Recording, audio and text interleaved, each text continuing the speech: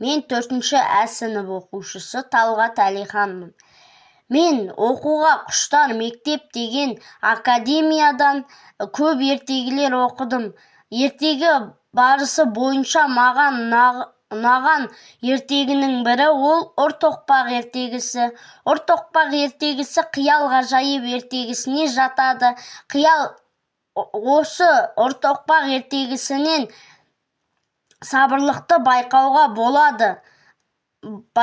болады. Осы бізден кіші балаларға халқымыздың әдет-ғұрпын, наным-сенімін, жаман әдеттерден арылу, еңбек ету, тәрбиелеуге шақыру. Осыны ұйымдастырған мұғалімдерге мен мың алғысымды білдіремін. Сау